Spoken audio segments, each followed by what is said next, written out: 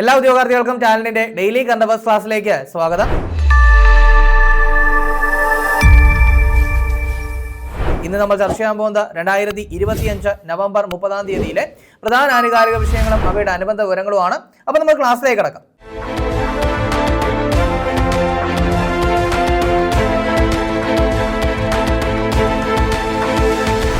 അപ്പോൾ ടാലന്റിന്റെ SCERT അറിവിടത്തെ പറ്റി ഇനി ഒരുപാട് പറഞ്ഞ് തരേണ്ട ആവശ്യമില്ല. കാരണം ഒരുപാട് പേർക്ക് മനസ്സിലായതാണ്, ഒരുപാട് പേർ വാങ്ങിച്ച് നല്ല അഭിപ്രായങ്ങൾ പറഞ്ഞൊരു പുസ്തകമാണ്. അതായത് SCERT എന്ന് പറഞ്ഞു കഴിഞ്ഞാൽ ഇപ്പോൾ ടാലന്റിന്റെ അറിവിടമാണ്. അതായത് പുതിയ മാറിയ ടെക്സ്റ്റുകൾക്ക് അനുസരിച്ചുള്ള അറിവിടം ടെക്സ്റ്റുകൾ, അതായത് സയൻസിന്റെയും സോഷ്യലിന്റെയും ഇപ്പോൾ മാർക്കറ്റിൽ അവൈലബിൾ ആണ്.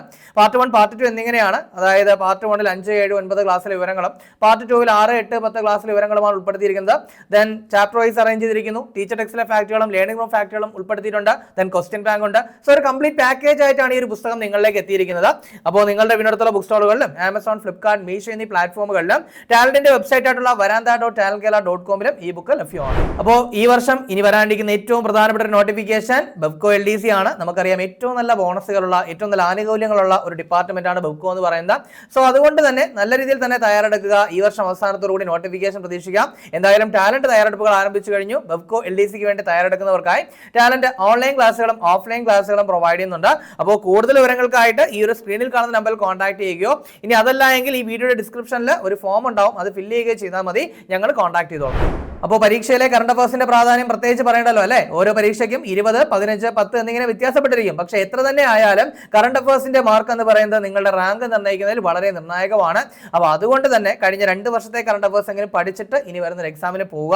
അങ്ങനെയാണെങ്കിൽ മാത്രമേ നമുക്ക് ആ മാർക്ക് ഉറപ്പിക്കാൻ പറ്റുള്ളൂ. അതിന് നിങ്ങളെ ഹെൽപ്പ് ചെയ്യാൻ വേണ്ടിയിട്ട് തന്നെയാണ് ടാലന്റ് ഏറ്റവും പുതിയ കറണ്ട് അഫയേഴ്സ് ബുക്ക് പുറത്തിറങ്ങിയിരിക്കുന്നത്. അതായത് സ്പെഷ്യൽ എഡിഷൻ ആയിട്ടാണ് പുറത്തിറങ്ങിയിട്ടുള്ളത്. നിങ്ങളുടെ വിനോദത്തുള്ള ബുക്ക് സ്റ്റോളുകളിലും ആമസോൺ, ഫ്ലിപ്കാർട്ട്, മീഷോ എന്നീ പ്ലാറ്റ്ഫോമുകളിലും ടാലന്റിന്റെ വെബ്സൈറ്റ് ആയിട്ടുള്ള varanda.talentkerala.com-ലും ഈ ബുക്ക് ലഭ്യമാണ്. ഇനി അത് മാത്രമല്ല, ഈ ബുക്കിൽ പ്രീവിയസ് ക്വസ്റ്റ്യൻസ് ഇൻക്ലൂഡ് ആണ് കേട്ടോ, അതുകൂടി മറക്കണ്ട. അപ്പോൾ നമുക്ക് ആദ്യം നോക്കാനുള്ള പോയിന്റ് വളരെ സിമ്പിൾ ആണ്, ഒരു നിയമനമാണ്. അതായത് പാലസ്തീനിലും ഇസ്രായേലിലും നടക്കുന്ന മനുഷ്യാവകാശ ലംഘനങ്ങളെ കുറിച്ച് അന്വേഷിക്കുന്നതിനുള്ള UN സ്വതന്ത്ര അന്വേഷണ കമ്മീഷന്റെ അധ്യക്ഷനായിട്ട് 2025 നിയമിതനായത് ആരാണ്? അപ്പോൾ വളരെ സിമ്പിൾ അല്ലേ? പാലസ്തീനിലും ഇസ്രായേലും നമുക്കറിയാം കുറേ കാലം കൊണ്ട് കേൾക്കുവാണ്, അവിടെ ഒരുപാട് ആക്രമണങ്ങളും കാര്യങ്ങളും ഒക്കെ നടക്കുവാണ്. അപ്പോൾ അങ്ങനെയുള്ള അവിടെ നടക്കുന്ന മനുഷ്യാവകാശ ലംഘനങ്ങളെ കുറിച്ച് അന്വേഷിക്കുന്നതിനായിട്ട് UN-ന്റെ സ്വതന്ത്ര അന്വേഷണ കമ്മീഷൻ എന്ത് ചെയ്തിരിക്കുന്നു? രൂപീകൃതമായിരിക്കുന്നു. അതിന്റെ അധ്യക്ഷൻ എന്ന് പറയുന്നത് ഒരു ഇന്ത്യക്കാരനാണ്. അദ്ദേഹത്തിന്റെ പേര് ഡോക്ടർ S മുരളീധർ. എന്താണ്? ഡോക്ടർ S മുരളീധർ എന്നാണ്. കൃത്യമായിട്ട് നോട്ട് ചെയ്യുക. ഇദ്ദേഹം എന്ന് പറയുന്നത് മുൻപ് ഒഡീഷയുടെ മുൻ ചീഫ് ജസ്റ്റിസ് ആയിരുന്നു. ആ ഒരു കാര്യം കൂടി നോട്ട് ചെയ്യുക. അടുത്ത നമുക്ക് നോക്കാനുള്ളത് ഒരു പ്രധാനപ്പെട്ട അവാർഡുമായിട്ട് ബന്ധപ്പെട്ട കാര്യം. അതായത് 56ാമത് IFFI international film festival of India സമാപിച്ചിരിക്കുകയാണ്. വേദി എല്ലാവർക്കും അറിയാമല്ലോ, ഗോവയാണ് അല്ലേ? ഇനി അതുപോലെ തന്നെ 2025 നടന്നത്. അപ്പോൾ 2025 നടന്ന 56ാമത് IFFIയുടെ ഫോക്കസ് രാജ്യം ഏതാണെന്ന് ചോദിച്ചു കഴിഞ്ഞാൽ അത് നമ്മുടെ ജപ്പാനാണ് കേട്ടോ. ജപ്പാനാണ് ഫോക്കസ് രാജ്യം എന്ന് പറയുന്നത്. അപ്പോൾ ആ ഒരു കാര്യം കൂടി നോട്ട് ചെയ്യുക. ഫോക്കസ് രാജ്യം ജപ്പാനാണ്. അപ്പോൾ ഇനി ഏതൊക്കെയാണ് കാറ്റഗറികൾ, ഏതൊക്കെയാണ് അവാർഡ് എന്നൊക്കെ നമുക്ക് നോക്കാം. ആദ്യത്തേത് മികച്ച ചിത്രം എന്ന് പറയുന്ന കാറ്റഗറി. അവാർഡ് കിട്ടിയത് സ്കിൻ ഓഫ് യൂത്ത്. അപ്പോൾ മികച്ച ചിത്രത്തിന് സുവർണ മയൂരം പുരസ്കാരമാണ് അത് കിട്ടിയത്. അതിനാണ് സ്കിൻ ഓഫ് യൂത്ത് എന്ന് പറയുന്ന ചിത്രത്തിനാണ്. അതിന്റെ സംവിധായകൻ ആഷ്ലി മെയ്ഫെയർ. ആരാണ്? ആഷ്ലി മെയ്ഫെയർ ആണ് ചിത്രത്തിന്റെ സംവിധായകൻ. അത് കൃത്യമായിട്ട് നോട്ട് ചെയ്യുക. അപ്പോൾ സപ്പോസ് ക്വസ്റ്റ്യൻ ഇങ്ങനെ ആയിരിക്കും, എന്താണ് 56ാമത് IFFIയിൽ മികച്ച ചിത്രത്തിനുള്ള സുവർണ മയൂരം സ്വന്തമാക്കിയത് ഏത് ചിത്രമാണ് എന്ന് ചോദിച്ചു കഴിഞ്ഞാൽ സ്കിൻ ഓഫ് യൂത്ത് ആണ്. ദെൻ മികച്ച സംവിധായകനുള്ള രജത മയൂരം പുരസ്കാരം ആർക്കാണെന്ന് ചോദിച്ചു കഴിഞ്ഞാൽ സന്തോഷ് ധാവാക്കർ. ആരാണ്? സന്തോഷ് ധാവാക്കർ ആണ്. അപ്പൊ ഇദ്ദേഹത്തിന്റെ ഒരു മറാത്തി ചിത്രത്തിന്റെ പേര് ഖോന്ദാൽ. എന്താണ്? ഖോന്ദാൽ എന്ന് പറയുന്ന ചിത്രം മറാത്തി ചിത്രമാണ്. അപ്പൊ ആ ചിത്രത്തിനാണ് പുരസ്കാരം കിട്ടിയെന്നുള്ള കാര്യം ഒന്ന് നോട്ട് ചെയ്ത് വെക്കുക. ദെൻ മികച്ച നടൻ, മികച്ച നടി. അപ്പോൾ മികച്ച നടനിലേക്ക് വരികയാണെങ്കിൽ രജത മയൂരമാണ്. ഇനി മികച്ച നടിക്കും ഏത് തന്നെയാണ്? രജത മയൂരം തന്നെയാണ്. അപ്പോൾ ഒന്ന് നോട്ട് ചെയ്യുക.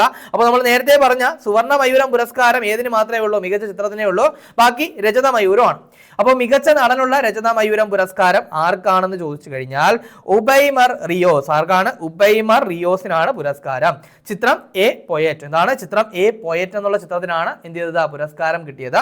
ദെൻ മികച്ച നടിക്കുള്ള രജത മയൂരം പുരസ്കാരം ആർക്കാണെന്ന് ചോദിച്ചു കഴിഞ്ഞാൽ ജാറ സോഫിജ ഓസ്റ്റൺ. ആർക്കാണ്? ജാറ സോഫിജ ഓസ്റ്റൺ ആണ്. അപ്പോൾ അതുകൂടി ഒന്ന് കൃത്യമായിട്ട് നോട്ട് ചെയ്യുക.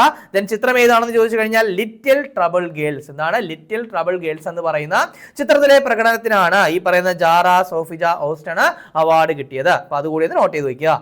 ഇനി അടുത്ത കാറ്റഗറി ഒരു സംവിധായകന്റെ മികച്ച നവാഗത ചിത്രം അല്ലെങ്കിൽ മികച്ച നവാഗത സംവിധായകനുള്ള പുരസ്കാരം 2 പേർക്കാണ്. ഒന്നെന്ന് പറയുന്നത് ഹെസാം ഫർഹാമദ് ആണ്. അപ്പൊ അതൊന്ന് നോട്ട് ചെയ്ത് വെക്കുക. അദ്ദേഹത്തിന്റെ മൈ ഡോട്ടേഴ്സ് ഹെയർ എന്ന് പറയുന്ന ചിത്രത്തിനാണ് പുരസ്കാരം കിട്ടിയത്. ദെൻ മറ്റൊരാളെന്ന് പറയുന്നത് ടോണി സ്പിൽ. ആരാണ്? ടോണി സ്പിൽ ആണ്. അദ്ദേഹത്തിന്റെ ഫ്രാങ്ക് എന്ന് പറയുന്ന ചിത്രം. അപ്പോൾ ഈ 2 പേർക്കാണ്. അപ്പോൾ ഫ്രാങ്ക് എന്ന് പറയുന്ന ചിത്രം സംവിധാനം ചെയ്ത ടോണി സ്പിൽ, ദെൻ അതുപോലെ തന്നെ മൈ ഡോട്ടേഴ്സ് ഹെയർ എന്ന് പറയുന്ന ചിത്രം സംവിധാനം ചെയ്ത ഹെസാം ഫർഹാമദ്, ഇവർക്ക് 2 പേർക്കുമാണ് മികച്ച നവാഗത സംവിധായകനുള്ള പുരസ്കാരം കിട്ടിയത്. ദെൻ മറ്റൊരു കാറ്റഗറി കൂടി ഉണ്ട്, മികച്ച നവാഗത ഇന്ത്യൻ സംവിധായകൻ. അപ്പോൾ ഒരു മികച്ച നവാഗത ഇന്ത്യൻ സംവിധായകനും എന്ത് ചെയ്യുന്നുണ്ട്? പുരസ്കാരം. അങ്ങനെ ഒരു കാറ്റഗറി കൂടി ഉണ്ട്. സോ ആ കാറ്റഗറിയിൽ പുരസ്കാരം കിട്ടിയത് കരൺ സിംഗ് ത്യാഗി. ആർക്കാണ്? കരൺ സിംഗ് ത്യാഗിക്കാണ്. അദ്ദേഹത്തിന്റെ കേസരി 2. ഈ കേസരി 2 എന്ന് പറയുന്ന ചിത്രം ഓൾറെഡി നമ്മുടെ ഡെയിലി കറണ്ട് അഫയേഴ്സ് നമ്മൾ ചർച്ച ചെയ്തിട്ടില്ലേ? എന്താ നമ്മൾ ചർച്ച ചെയ്ത? നമ്മുടെ ചേറ്റൂർ ശങ്കരൻ നായരുമായിട്ട് ബന്ധപ്പെട്ട് പുറത്തിറങ്ങിയ ചിത്രമാണ് ഇതെന്ന് പറയുന്നത്, ഈ പറയുന്ന കേസരി 2 എന്ന് പറയുന്ന ചിത്രം അല്ലെ.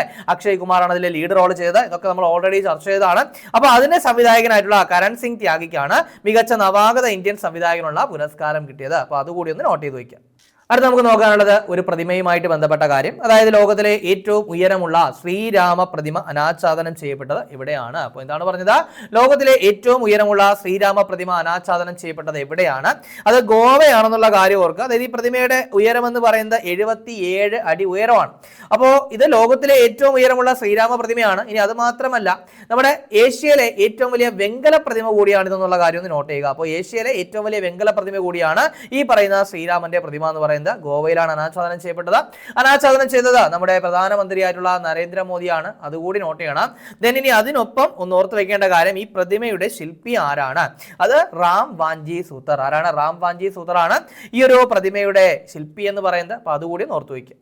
അടുത്ത നമുക്ക് നോക്കാനുള്ളത് ഒരു രക്ഷാദൗത്യവുമായിട്ട് ബന്ധപ്പെട്ട കാര്യം. നമ്മൾ ഒരുപാട് തവണ ഒരുപാട് രക്ഷാദൗത്യങ്ങളൊക്കെ പറഞ്ഞിട്ടുണ്ടായിരുന്നു അല്ലേ. ഇപ്പോൾ റീസെന്റ് ആയിട്ടൊക്കെ നോക്കുവാണെങ്കിൽ എന്താണ് ബ്രഹ്മ, അതുപോലെ തന്നെ അജയ് തുടങ്ങി അങ്ങനെ ഒരുപാട് രക്ഷാദൗത്യങ്ങൾ നമ്മൾ പറഞ്ഞിട്ടുണ്ട്. അതായത് പ്രത്യേകിച്ച് ഒരു രാജ്യത്തെ സായുധ കലാപങ്ങളോ ആക്രമണങ്ങളോ അല്ലെങ്കിൽ പ്രകൃതി ദുരന്തങ്ങളോ ഒക്കെ നടക്കുന്ന സമയത്താണ് നമ്മൾ എന്ത് ചെയ്യുന്നത്? അവിടുത്തെ പൗരന്മാർക്ക് വേണ്ടിയിട്ട് അല്ലെങ്കിൽ അവർക്ക് സഹായം നൽകാനായിട്ട് രക്ഷാദൗത്യങ്ങൾ കൊണ്ടുവരുന്നത്.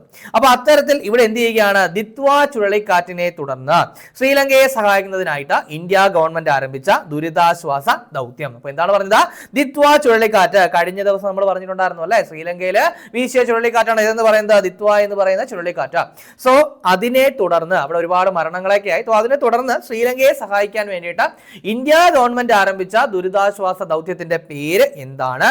ഓപ്പറേഷൻ സാഗർ ബന്ധു. എന്താണ്? ഓപ്പറേഷൻ സാഗർ ബന്ധു. കൃത്യമായിട്ട് നോട്ട് ചെയ്ത് വയ്ക്കുക. അപ്പൊ ഈ ദിത്വ എന്ന് പറയുന്ന ചുഴലിക്കാറ്റിലേക്ക് വന്നു കഴിഞ്ഞാൽ ഈ ചുഴലിക്കാറ്റിന് പേര് നൽകിയത് യമൻ എന്ന് പറയുന്ന രാജ്യമാണ് കേട്ടോ. യമൻ എന്ന് പറയുന്ന രാജ്യമാണ് ഈ ഒരു ചുഴലിക്കാറ്റിന് പേര് നൽകിയത്. എന്താണ് ഇതിന്റെ മീനിങ്? ലഗൂൺ എന്നാണ് ഇതിന്റെ മീനിങ്. അപ്പോ ദിത്വ എന്ന് പറയുന്ന ചുഴലിക്കാറ്റ് യമൻ ആണ് പേര് നൽകിയത്. ദെൻ ലഗൂൺ എന്നാണ് ഇതിന്റെ മീനിങ് എന്ന് പറയുന്നത്. ഈ ഒരു ചുഴലിക്കാറ്റിനെ തുടർന്ന് ശ്രീലങ്കയെ സഹായിക്കുന്നതിനായിട്ട് ഇന്ത്യ ഗവൺമെന്റ് നടത്തിയ ദുരിതാശ്വാസ ദൗത്യം ഓപ്പറേഷൻ സാഗർ ബന്ധു. കൃത്യമായിട്ട് നോട്ട് ചെയ്യണേ. അപ്പൊ അങ്ങനെയാണെങ്കിൽ നമ്മുടെ ഭൂകമ്പം ബാധിച്ച മ്യാൻമറിൽ ഇന്ത്യ ഒരു രക്ഷാപ്രവർത്തനം നടത്തിയല്ലോ. ഏതാണത്? അത് ഓപ്പറേഷൻ ബ്രഹ്മ. ഇതേപോലെ തന്നെ ഇതിനു മുൻപ് മോഖ ചുഴലിക്കാറ്റ് നാശം വിതച്ച സമയത്ത് ഇതേപോലെ മ്യാൻമറിനെ സഹായിക്കാനായിട്ട് മറ്റൊരു രക്ഷാദൗത്യം നടത്തിയല്ലോ. എന്തായിരുന്നു അതിന്റെ പേര്? കരുണ അല്ലെ, ഓപ്പറേഷൻ കരുണ. അപ്പൊ ഇതൊക്കെ ഓർമ്മ കാണുമെന്ന് ഞാൻ വിചാരിക്കുകയാണ്. വളരെ പ്രധാനപ്പെട്ട കാര്യങ്ങളാണ് ഇതൊക്കെ തന്നെ. അപ്പൊ അതുകൊണ്ട് തന്നെ കൃത്യമായിട്ട് നോട്ട് ചെയ്യാൻ വേണ്ടിയിട്ട് ശ്രമിക്കുക. അടുത്ത നമുക്ക് നോക്കാനുള്ള പോയിന്റ്, അടുത്തിടെ ലോകത്തിലെ ഏറ്റവും മികച്ച സംരക്ഷിത മേഖലയ്ക്കുള്ള IUCN അംഗീകാരം നേടിയ ദേശീയോദ്യാനം ഏതാണ്? അപ്പോൾ നമ്മുടെ ഇന്ത്യയിലെ ഒരു ദേശീയോദ്യാനത്തിന് എന്ത് ചെയ്തിരിക്കുകയാണ്? IUCN അംഗീകാരം കിട്ടിയിരിക്കുകയാണ്. എന്തിനുള്ള അംഗീകാരമാണ്?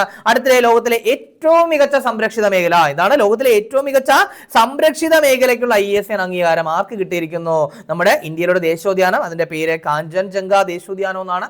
ഈ കാഞ്ചൻജംഗ ദേശീയോദ്യാനം ഏത് സ്റ്റേറ്റിലാണെന്ന് ചോദിച്ചു കഴിഞ്ഞാൽ എവിടെയാണ്? എല്ലാവർക്കും അറിയാം അല്ലെ, സിക്കിമിലാണ്. അപ്പോൾ സിക്കിമിലാണ് ഈ പറയുന്ന കാഞ്ചൻജംഗ ദേശീയോദ്യാനം. ഇനി ഇതേ ദേശീയോദ്യാനത്തിൽ തന്നെയാണ് നമ്മുടെ കൊടുമുടിയായിട്ടുള്ള കാഞ്ചൻജംഗ സ്ഥിതി ചെയ്യുന്നത്. അപ്പൊ ആ ഒരു കാര്യം കൂടി നോട്ട് ചെയ്ത് വെച്ചേക്കാം. അടുത്ത നമുക്ക് നോക്കാനുള്ളത് ഒരു വാക്സിനുമായിട്ട് ബന്ധപ്പെട്ട കാര്യമാണ്. അതായത് നമ്മുടെ ബ്രസീൽ അംഗീകാരം നൽകി, അതായത് ബ്രസീലിൽ ഡെവലപ്പ് ചെയ്ത ഒരു വാക്സിനാണ്. ഏകദേശം 12 വയസ്സ് മുതൽ 59 വയസ്സ് വരെയുള്ള ആൾക്കാർക്ക് ഉപയോഗിക്കാൻ പറ്റുന്ന ഒരു വാക്സിനാണ്. അപ്പൊ അതിന്റെ പേരെന്ന് പറയുന്നത് ബുഥാൻതാൻ DV. എന്താണ്? ബുഥാൻതാൻ DV എന്ന് പറയുന്ന ഒരു വാക്സിൻ. ബുഥാൻതാൻ DV എന്ന് പറയുന്ന ഒരു വാക്സിൻ. അതായത് അടുത്തിടെ ബ്രസീൽ അംഗീകാരം നൽകിയ ലോകത്തിലെ ആദ്യത്തെ ഒറ്റ ഡോസ് ഡെങ്കി വാക്സിനാണ്. ഏതെന്ന് പറയുന്നത് ബുഥാൻതാൻ DV എന്ന് പറയുന്നത്. മേ ബി ഇതിന്റെ ട്രാൻസ്ലേഷൻ PSCയിൽ എങ്ങനെയായിരിക്കും എന്ന് നമുക്ക് പറയാൻ പറ്റില്ല. എന്തായാലും ബുതാന്താൻ ടി ബി എന്ന് പറയുന്ന വാക്സിൻ എന്ത് ചെയ്തിരിക്കുകയാണ്, ബ്രസീൽ അംഗീകാരം നൽകിയിരിക്കുകയാണ്. അപ്പോൾ ഇതെന്താണെന്ന് ചോദിച്ചു കഴിഞ്ഞാൽ ഏതാണ്, ഒറ്റ ഡോസ് ഡെങ്കി വാക്സിൻ ആണെന്നുള്ള കാര്യം ഓർക്കുക. 12 മുതൽ 59 വയസ്സ് വരെയുള്ള ആൾക്കാർക്കാണ് എന്ത് ചെയ്യുന്നത്, ഇത് ഉപയോഗിക്കുന്നത്. അതുകൂടി നോട്ട് ചെയ്ത് വെക്കുക. അടുത്ത് നമുക്ക് നോക്കാനുള്ളത് ഒരു ലോകകപ്പുമായിട്ട് ബന്ധപ്പെട്ട കാര്യം, അതായത് ഫിഫ അണ്ടർ-17 ലോകകപ്പ്. 2025 ഫിഫയുടെ ഒരു അണ്ടർ-17 ലോകകപ്പ് നടന്നു. എവിടെയാണ് വേദി എന്ന് ചോദിച്ചു കഴിഞ്ഞാൽ 2022 ഫിഫ ലോകകപ്പ് നടന്ന അതേ രാജ്യം എവിടെയാണ്, ഖത്തറാണ്. അപ്പോൾ ഖത്തറിൽ വെച്ചാണ് 2025 ഫിഫ അണ്ടർ-17 ലോകകപ്പ് നടന്നത്. ഇനി 2025 മുതൽ 2029 വരെയും എവിടെ തന്നെയാവും നടക്കുക, ഈ പറയുന്ന ഖത്തറിൽ തന്നെയായിരിക്കും നടക്കുന്നത്. അപ്പോൾ അതിൽ യാതൊരു സംശയവും വേണ്ട. അപ്പോൾ 2025 to 2029 ഫിഫ അണ്ടർ-17 ലോകകപ്പിന്റെ വേദി എവിടെയാണ്, ഖത്തറാണ്. സോ ജേതാക്കൾ ആരാണെന്ന് ചോദിച്ചു കഴിഞ്ഞാൽ അത് പോർച്ചുഗലാണ് ജേതാക്കൾ. ദെൻ പോർച്ചുഗലിന്റെ ആദ്യത്തെ കിരീടമാണ് എന്നുള്ള കാര്യം കൂടി നോട്ട് ചെയ്യുക. അപ്പോൾ പോർച്ചുഗലിന്റെ ആദ്യത്തെ കിരീടമാണ് 2025 അവർ നേടിയത്. ഇനി അങ്ങനെയാണെങ്കിൽ റണ്ണറപ്പ് ആരാണ്, അത് ഓസ്ട്രേലിയ അല്ല, ഓസ്ട്രിയ. അപ്പോൾ ഓസ്ട്രിയയാണ് എന്തെന്ന് പറയുന്നത്, റണ്ണറപ്പ് എന്ന് പറയുന്നത്. അതുകൂടി നോട്ട് ചെയ്യുക. ദെൻ ആകെ പങ്കെടുത്ത ടീമുകൾ 48. അപ്പോൾ പറഞ്ഞത് എന്താണ്, 2025 ഫിഫ അണ്ടർ-17 ലോകകപ്പ് വേദി ഖത്തറായിരുന്നു. അവിടെ ഒരു കാര്യം കൂടി പറഞ്ഞു, 2025 മുതൽ 29 വരെയും എവിടെയായിരിക്കും വേദി എന്ന് പറയുന്നത്, ഖത്തർ തന്നെയാണ്. ദെൻ ജേതാക്കളെ പറഞ്ഞു പോർച്ചുഗലാണ്, പോർച്ചുഗലിന്റെ ആദ്യത്തെ കിരീടമാണെന്നും പറഞ്ഞു. റണ്ണറപ്പ് ആരാണെന്ന് പറഞ്ഞു, ഓസ്ട്രിയ ആണെന്ന് പറഞ്ഞു. ആകെ 48 ടീമുകൾ പങ്കെടുത്തെന്ന് പറഞ്ഞു. ഇത്രയും കാര്യമായിട്ടൊന്ന് നോട്ട് ചെയ്ത് വയ്ക്കാം. ഇനി അടുത്തത് ഒരു പ്രധാനപ്പെട്ട വിയോഗമാണ് നമുക്ക് നോക്കാനുള്ളത്. അതായത് 2025 നവംബറിൽ അന്തരിച്ച മുൻ കേന്ദ്രമന്ത്രി, ഇതിന്റെ പേര് ശ്രീ പ്രകാശ് ജയ്സ്വാൾ എന്നാണ്. ശ്രീ പ്രകാശ് ജയ്സ്വാൾ എന്ന് പറയുന്ന മുൻ കേന്ദ്രമന്ത്രി അന്തരിച്ചു. അപ്പോൾ അദ്ദേഹം എന്ന് പറയുന്നത് കേന്ദ്ര സഹമന്ത്രിയായിരുന്നു. അതായത് 2004-2014 കാലയളവ് കേട്ടോ, 2004-2014 കാലയളവ്. നമ്മുടെ മൻമോഹൻ സിംഗ് പ്രധാനമന്ത്രിയായിരുന്ന കാലഘട്ടമാണ് ഈ പറയുന്നത് 2004-2014 എന്ന് പറയുന്നത്. അപ്പോൾ ആ സമയത്ത് ആഭ്യന്തര വകുപ്പിന്റെ സഹമന്ത്രി സ്ഥാനവും ദെൻ അതുപോലെ തന്നെ ഇദ്ദേഹം കൽക്കരി സഹമന്ത്രി സ്ഥാനം, രണ്ടാമത്തെ ടൈമിൽ ഇദ്ദേഹം കൽക്കരി സഹമന്ത്രി സ്ഥാനമൊക്കെ വഹിച്ച വ്യക്തിയാണ് ഈ പറയുന്ന ശ്രീപ്രകാശ് ജയ്സ്വാൾ എന്ന് പറയുന്നത്. സോ അദ്ദേഹം 2025 നവംബറിൽ അന്തരിച്ചു. അപ്പോൾ അതുകൂടി ഒന്ന് നോട്ട് ചെയ്ത് വയ്ക്കും. അപ്പോൾ കമ്പനി ബോർഡ് LGS എക്സാമിന് വേണ്ടി തയ്യാറെടുക്കുന്നവർക്ക് ടാലന്റ് ഏറ്റവും പുതിയ company board LGS rank fair പുറത്തിറക്കിയിട്ടുണ്ട്. ഒറ്റ ഓഡിയോ ആണ്. ന്യൂ SCRT ഫാക്ടുകൾ ഇൻക്ലൂഡ് ചെയ്തിട്ടുണ്ട്. മുൻവർഷ ചോദ്യങ്ങൾ ഉൾപ്പെടുത്തിയിട്ടുണ്ട്. ദെൻ സിലബസ് ഓറിയന്റ് ആയിട്ട് തയ്യാറാക്കിയിരിക്കുന്നതാണ്. സോ നിങ്ങൾക്ക് ഈ വരുന്ന കമ്പനി ബോർഡ് LGS എക്സാം എഴുതാനുള്ള ഏറ്റവും നല്ല പഠന സഹായിയായിരിക്കും ടാലന്റിന്റെ company board LGS rank fair. So ഈ ബുക്ക് പർച്ചേസ് ചെയ്യാനായിട്ട് നിങ്ങളുടെ വീടിനടുത്തുള്ള ബുക്ക് സ്റ്റോളുകളോ അല്ലെങ്കിൽ ആമസോൺ, ഫ്ലിപ്കാർട്ട്, മീഷോ എന്നീ പ്ലാറ്റ്ഫോമുകളോ ടാലന്റിന്റെ വെബ്സൈറ്റ് ആയിട്ടുള്ള varanta.talentkerala.com സന്ദർശിച്ചാൽ മതിയാവും. ഇനി പ്രത്യേകിച്ച് പറയേണ്ട ആവശ്യമില്ല. 2025, 26, 27 ഒക്കെ ഒരുപാട് എക്സാംസ് വരാനിരിക്കുന്ന സമയമാണ്. പ്രത്യേകിച്ച് ഈ വർഷം അവസാനത്തോടു കൂടി വെബ്കോ LDC ദെൻ വില്ലേജ് ബിൽഡ് അസിസ്റ്റന്റും ഒക്കെ നോട്ടിഫിക്കേഷൻ വരാൻ പോകുന്നു. 2027 LDC നടക്കാനിരിക്കുകയാണ്. സോ 10th ലെവലിന്റെ ഒരു നല്ല ലൈനപ്പ് തന്നെ ഉണ്ട്. അപ്പോൾ അതിന് വേണ്ടിയിട്ട് നേരത്തെ തന്നെ തയ്യാറെടുപ്പുകൾ ആരംഭിക്കാം. അതിന് നിങ്ങളെ ഹെൽപ്പ് ചെയ്യാനായിട്ടാണ് ടാലന്റ് ഏറ്റവും പുതിയ LDC റാങ്ക് ഫെയർ പുറത്തിറക്കിയിരിക്കുന്നത്. 3 വോളിയോ ആയിട്ട് മുൻവർഷ ചോദ്യങ്ങളൊക്കെ ഉൾപ്പെടുത്തി അതുപോലെ തന്നെ ന്യൂ SCRT ഫാക്ട് ഒക്കെ ഇൻക്ലൂഡ് ചെയ്തിട്ടാണ് ഈ ഒരു റാങ്ക് ഫെയർ തയ്യാറാക്കിയിട്ടുള്ളത്. നിങ്ങളുടെ വീടിനടുത്തുള്ള ബുക്ക് സ്റ്റോളുകളിലും ആമസോൺ, ഫ്ലിപ്കാർട്ട്, മീഷോ എന്നീ പ്ലാറ്റ്ഫോമുകളിലും ടാലന്റിന്റെ വെബ്സൈറ്റ് ആയിട്ടുള്ള varanta.talentkerala.com ഈ ബുക്ക് ലഭ്യമാണ്. അപ്പോൾ ചർച്ച ചെയ്ത പോലുള്ള ഒന്നുകൂടി നോക്കാലോ. ആദ്യം പറഞ്ഞ നിയമനമല്ലേ, അതായത് ഡോക്ടർ എസ് മുരളീധർ എന്ന് പറയുന്ന മുൻ ഒഡീഷ ഹൈക്കോടതി ചീഫ് ജസ്റ്റിസ് എന്തായിട്ട് നിയമിതനായെന്ന് പറഞ്ഞു. അതായത് പാലസ്തീനിലും ഇസ്രായേലിലും നടക്കുന്ന മനുഷ്യാവകാശ ലംഘനങ്ങളെ കുറിച്ച് അന്വേഷിക്കാൻ വേണ്ടിയിട്ട് UN എന്ത് ചെയ്തു, ഒരു സ്വതന്ത്ര അന്വേഷണ കമ്മീഷൻ രൂപീകരിച്ചു. അപ്പൊ അതിന്റെ അധ്യക്ഷനായിട്ട് എന്ത് ചെയ്തു, നിയമിതനായത് ഡോക്ടർ എസ് മുരളീധർ ആണെന്നുള്ള കാര്യം ഓർക്കുക. ദെൻ 56ാമത് IFFI പറഞ്ഞു അല്ലെ, മികച്ച ചിത്രം സുവർണ്ണ മയൂരം. ഏതാണ്, സ്കിൻ ഓഫ് യൂത്ത് എന്ന് പറയുന്ന ചിത്രം. ദെൻ മികച്ച സംവിധായകൻ ആരാണെന്ന് പറഞ്ഞു, സന്തോഷ് ദാവാക്കർ ആണെന്ന് പറഞ്ഞു. ദെൻ അതിനുശേഷം പറഞ്ഞത് മികച്ച നടൻ പറഞ്ഞു, മികച്ച നടി പറഞ്ഞു. മികച്ച നടൻ എന്ന് പറയുന്നത് ഉബൈമർ റിയോസ്. ആരാണ്, ഉബൈമർ റിയോസ് ആണ്. ദെൻ മികച്ച നടി എന്ന് പറയുന്നത് ജാറ സോഫിജ ഔസ്റ്റൻ ആണെന്ന് പറഞ്ഞു. അറ്റ്ലീസ്റ്റ് ഈ 4 പേരുടെ പേരുകളെങ്കിലും എന്ത് ചെയ്യുക, ഒന്ന് ഓർത്തു വെക്കാൻ വേണ്ടിയിട്ട് ശ്രമിക്കുക. ദെൻ അതിനുശേഷം പറഞ്ഞൊരു പ്രതിമയല്ലേ, ശ്രീരാമന്റെ പ്രതിമ, വെങ്കല പ്രതിമ, 77 അടി ഉയരമുള്ള പ്രതിമ, ലോകത്തിലെ ഏറ്റവും ഉയരമുള്ള ശ്രീരാമ പ്രതിമ. അത് എവിടെയാണ് അനാച്ഛാദനം ചെയ്യപ്പെട്ടത്, ഗോവയിലാണ്. നരേന്ദ്രമോദി അനാച്ഛാദനം ചെയ്തു. പ്രതിമയുടെ ശില്പി എന്ന് പറയുന്നത് റാം വാൻജി സൂത്തർ ആണ്. അതിനുശേഷം ഒരു രക്ഷാദൗത്യം, ഒരു ദുരിതാശ്വാസ ദൗത്യം പറഞ്ഞു. എന്തായിരുന്നു അതിന്റെ പേര്, ഓപ്പറേഷൻ സാഗർ ബന്ധു. അപ്പോൾ നമ്മൾ ഓൾറെഡി തന്നെ പറഞ്ഞിട്ടുണ്ട്, ഇന്ത്യ അയൽ രാജ്യങ്ങളിലോ അല്ലെങ്കിൽ ദുരിതബാധിതരായ രാജ്യങ്ങളെയൊക്കെ സഹായിക്കാനായിട്ട് പലപ്പോഴും റെസ്ക്യൂ ഓപ്പറേഷൻസ് നടത്താറുണ്ട്. അപ്പൊ അത്തരത്തിൽ ദിത്വ ചുഴലിക്കാറ്റിനെ തുടർന്ന്, ദിത്വ ചുഴലിക്കാറ്റ് എന്താണ്, ശ്രീലങ്കയിൽ വീശിയ ചുഴലിക്കാറ്റാണ്. ദെൻ അത് എന്താണ്, എന്താണ് അതിന്റെ പേര് നൽകിയത് യമനാണ്, അതിന്റെ മീനിങ് ലഗൂൺ എന്നാണ്. സോ ആ ചുഴലിക്കാറ്റിനെ തുടർന്ന് ശ്രീലങ്കയെ സഹായിക്കുന്നതിനായിട്ട് ഇന്ത്യ ഗവൺമെന്റ് ആരംഭിച്ച ദുരിതാശ്വാസ ദൗത്യമാണ് ഓപ്പറേഷൻ സാഗർ ബന്ധു. നോട്ട് ചെയ്ത് വെച്ചേക്കുക. ഇനി വരുന്ന പരീക്ഷയ്ക്ക് നമുക്ക് പ്രതീക്ഷിക്കാൻ പറ്റുന്ന നല്ലൊരു ക്വസ്റ്റ്യൻ ആണ് ഈ പറയുന്ന ഓപ്പറേഷൻ സാഗർ ബന്ധു. അതിനുശേഷം പറഞ്ഞത് കാഞ്ചൻജംഗ ദേശീയോദ്യാനത്തിന് കിട്ടിയ അംഗീകാരമാണ്. അതായത് അടുത്തിടെ ലോകത്തിലെ ഏറ്റവും മികച്ച സംരക്ഷിത മേഖലയ്ക്കുള്ള IUCN അംഗീകാരം നേടിയ ദേശീയോദ്യാനം ഏതാണെന്ന് പറഞ്ഞു അല്ലെ. ഏതാ? അത് കാഞ്ചൻജംഗ ദേശീയോദ്യാനമാണ്. അതിനുശേഷം ബ്രസീലിൽ ഒരു വാക്സിൻ അംഗീകാരം കിട്ടിയാൻ കാര്യം പറഞ്ഞു. അതായത് അതാണ് ബുതാന്താൻ DV എന്ന് പറയുന്ന ഒരു വാക്സിൻ. അതായത് ബ്രസീൽ അംഗീകാരം നൽകിയ ലോകത്തിലെ ആദ്യത്തെ ഒറ്റ ഡോസ് വാക്സിൻ ആണിത്. കൃത്യമായിട്ട് നോട്ട് ചെയ്യുക. 12 to 59 കേട്ടോ, 12 to 59 ഏജ് ഗ്രൂപ്പിലുള്ള ആൾക്കാർക്കാണ് ഇത് യൂസ് ചെയ്യാൻ പറ്റുക. അതിനുശേഷം 2025 ഫിഫ അണ്ടർ-17 ലോകകപ്പ് പറഞ്ഞു. ജേതാക്കൾ പോർച്ചുഗലാണ്, വേദി ഖത്തറായിരുന്നു. 2029 വരെയുള്ള ഫിഫ അണ്ടർ-17 വേൾഡ് കപ്പും ഖത്തറിൽ വെച്ചാവും നടക്കുക. അതുകൂടി നോട്ട് ചെയ്ത് വെച്ചേക്കുക. എന്താണ് പറഞ്ഞത്? പോർച്ചുഗലിന്റെ ആദ്യത്തെ കിരീടം അവർ പരാജയപ്പെടുത്തിയത് ഓസ്ട്രിയ. 48 ടീമുകൾ പങ്കെടുത്തു. ഇതൊക്കെ കാര്യമായിട്ട് നോട്ട് ചെയ്ത് വെക്കുക.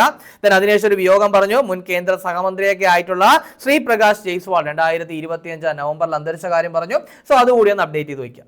ഇനി കഴിഞ്ഞ ക്ലാസ്സുമായി ബന്ധപ്പെട്ട 2 ചോദ്യങ്ങൾ നൽകുകയാണ്. അതിന് ഉത്തരം കൂടി കമന്റ് ചെയ്യുക. ആദ്യത്തെ ചോദ്യം, UN പുറത്തിറക്കിയ വേൾഡ് അർബനൈസേഷൻ പ്രോസ്പെക്ടസ് 2025 റിപ്പോർട്ട് പ്രകാരം ഏറ്റവും കൂടുതൽ ജനസംഖ്യയുള്ള നഗരം ഏതാണ്? അപ്പോൾ ജക്കാർത്ത, ധാക്ക, ടോക്കിയോ, ന്യൂഡൽഹി. ശരി ഉത്തരം കമന്റ് ചെയ്യുക. രണ്ടാമത്തെ ചോദ്യം, വനിതാ പ്രീമിയർ ലീഗിൽ 1 കോടിക്ക് മുകളിൽ ലഭിക്കുന്ന ആദ്യ മലയാളി താരം ആരെന്നാണ്? അപ്പോൾ VJ ജോഷിത, മിന്നുമണി, ആശാ ശോഭന, സജന സജീവൻ. ശരി ഉത്തരം കമന്റ് ചെയ്യുക. ഇനി കഴിഞ്ഞ ക്ലാസ് നൽകിയിരുന്ന 2 ചോദ്യങ്ങൾ ഉത്തരം കൂടി നോക്കാം. ആദ്യത്തെ ചോദ്യം, ആർട്ടിസ്റ്റ് നമ്പൂതിരിയുടെ കലാസൃഷ്ടികളുടെ മ്യൂസിയം നിലവിൽ വരുന്നത് എവിടെ എന്നാണ് ചോദ്യം. അപ്പോൾ റൈറ്റ് ആൻസർ എവിടെയാണ്? യാക്കര പാലക്കാട് ജില്ലയിലാണെന്നുള്ള കാര്യം ഓർക്കുക. അത് മാത്രമല്ല artist Namboothiri Samman trust recent ആയിട്ട് എസ്റ്റാബ്ലിഷ് ആയതാണ് അല്ലെ. അപ്പോൾ അതിന്റെ ആസ്ഥാനം എവിടെയാണെന്ന് പറഞ്ഞു? കൊച്ചിയാണെന്ന് നമ്മൾ പറഞ്ഞിട്ടുണ്ടായിരുന്നു അല്ലെ. സോ ആ ഒരു കാര്യം കൂടി ഒന്ന് നോട്ട് ചെയ്യാൻ ശ്രമിക്കുക. ആർട്ടിസ്റ്റ് നമ്പൂതിരി സമ്മാൻ ട്രസ്റ്റിന്റെ രക്ഷാധികാരി നമ്മുടെ മോഹൻലാൽ ആണെന്നുള്ള കാര്യം കൂടി ഒന്ന് ഓർമ്മിച്ച് വയ്ക്കുക. രണ്ടാമത്തെ ചോദ്യം, അടുത്തിടെ ബഹുഭാര്യാത്വം ക്രിമിനൽ കുറ്റമാക്കിക്കൊണ്ട് നിയമസഭയിൽ ബില്ല് അവതരിപ്പിച്ച സംസ്ഥാനം ഏത് എന്നാണ് ചോദ്യം. ഉത്തരാഖണ്ഡ്, അസം, സിക്കിം, മണിപ്പൂർ. ശരി ഉത്തരം എന്ന് പറയുന്നത് ഏതാണ്ടാ? അസം ആണല്ലേ. നമ്മൾ ചർച്ച ചെയ്താണല്ലേ. അതായത് എന്താണ് ആദ്യത്തെ വിവാഹം മറച്ചു വെച്ചുകൊണ്ട് വിവാഹം കഴിക്കുകയോ അല്ലെങ്കിൽ ആദ്യത്തെ വിവാഹം നിൽക്കെ തന്നെ മറ്റൊരു വിവാഹം കഴിക്കുകയോ ചെയ്തു കഴിഞ്ഞാൽ 7 വർഷം തടവ് പോലുള്ള ശിക്ഷകൾ, അല്ലെങ്കിൽ എന്താണ് മറച്ചു വെച്ചുകൊണ്ടാണെങ്കിൽ 10 വർഷം തടവ്. അതുപോലെ തന്നെ അത് വീണ്ടും ആവർത്തിച്ചു കഴിഞ്ഞാൽ അതിന്റെ ഇരട്ടി. അപ്പൊ അങ്ങനെയൊക്കെയുള്ള തരത്തിൽ എന്ത് ചെയ്തിട്ടുണ്ടായിരുന്നു? അസം ഒരു നിയമം കൊണ്ടുവന്നിട്ടുണ്ടായിരുന്നു, ഒരു ബില്ല് അവതരിപ്പിച്ചിട്ടുണ്ടായിരുന്നു.